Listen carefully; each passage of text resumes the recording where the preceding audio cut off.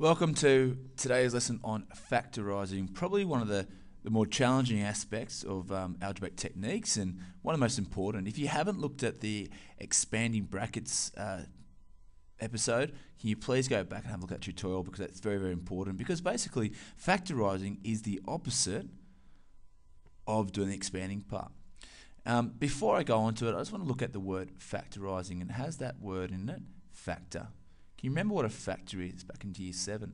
So factors, like for example, if I look at the number 6, factors are numbers that go into that particular number. So factors of 6 would be like 1, 2, 3, and 6. And so basically what we'll be doing, we'll be breaking these algebraic expressions down into their factors. But not just numbers, we can also look at letters as well. For example, x squared can break down to x times x. So let's have a look at an example. Let's have a look at, let's say, 3a plus 6. So when we're looking at this style of question, basically we're wanting to put it back into a number outside of the brackets. It might be something like that. Just like we had that last lesson where we times the first number by whatever is inside the brackets, doing that rainbow effect. So when we're looking at this question, it's always important to look in our expression and say what number first of all. And I always look look at the number, look at, I should say, a common number. Once you've found a common number, or there is no common number, then look for a common letter. Now, there will be one of either a number or a letter, or there could be both as well. So let's look at 3 and 6. So in 3 and 6, what number goes into both 3 and 6? Well, hopefully you will have said that 3 goes into both 3 and 6. Now, but we've ticked that off. What about common letter? We've got an A here, but there's no other letter there. So there's no other letter there. So I'm going to put my brackets. You can see that I've got that sort of format. Now, this is where I look at my expression and say, well, 3 times what would have made that 3a? Well, 3 times a would have made 3a. There's a plus in the middle, so I'm going to put a plus there. Now, 3 times what would have created that 6? Well, 3 times 2 would have been 6. So, if I just write that a little bit nicer, we get 3 outside of a plus 2. And that has been factorised. So it's sort of going back into brackets, okay? And I might put that there. Put back into brackets. That's basically what you're doing. So let's have a look at another example.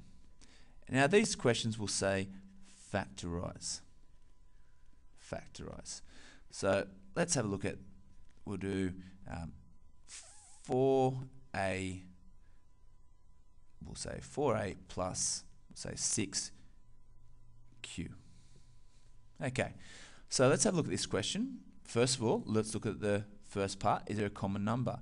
What goes into 4 and 6? Well, hopefully you said 2 goes into 4 and 6. We've got a and a q. Does anything go into both of those two? No. So I have my brackets. Now, watch my cursor. 2 times something makes 4a. Well, 2 times 2 makes 4. That only makes 4. I want 4a. So I've got to put a 2a there. Okay, I've got a plus sign.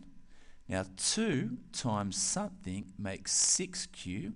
Well, 2 times 3 makes 6. I'm going to put a q on the edge there. So the good thing is too, you can always check your answer by expanding it out. 2 times 2a is 4a. 2 times 3q is 6q. Yep, ticked it off. Okay, let's have a look at the next one. We're going to put a plus 3a. Okay. So let's look for here. Is there a number that goes into both of these? Well, I guess if I put a 1 there, 1 goes into both 1 and 3. Now you can choose to put 1 at the front. You don't have to, but you certainly can. So that's the first one. There's a common number, which is 1. What about a common letter? Well, there's an A there, and there's also an A there. So actually, I can take the A at the front. And in fact, this isn't a great question. I should put that as a squared, to be honest. Actually, that's what I'm going to do. Sorry about that, guys. I'm going to put an a squared there, make it a little bit nicer. Okay, otherwise we could have added those two together. So again, a is still common. A goes into a, and a goes into a squared. So I've got 1a outside the brackets. Now let's figure out what goes inside the brackets. So 1a times something makes 1a. Well, 1a times what? Well, it can only be 1, because anything times it by 1, it will keep it the same. 5 times 1 is 5, 2 times 1 is 2, so 1a times 1 is 1a. Got a plus in the middle there. 1a times what equals 3a squared? Well, 1 times 3 makes 3a. But that only gives me 3a.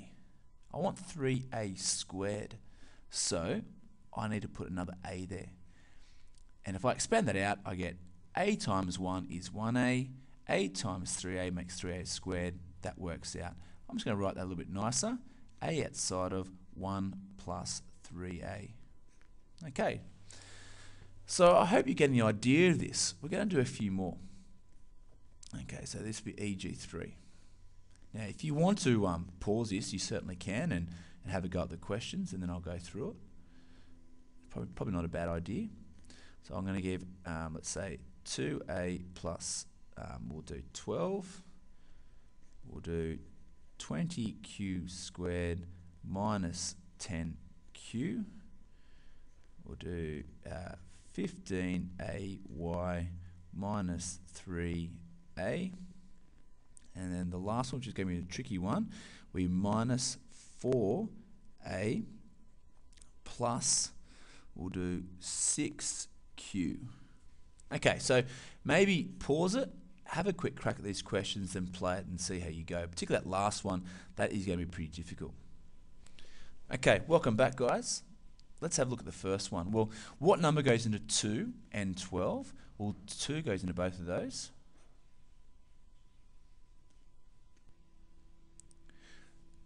So 2 times what makes 2a? Well, 2 times a plus 2 times 6 makes 12. Okay, got my answer. Let's do the next one. Remember, numbers first. We've got 20 and 10.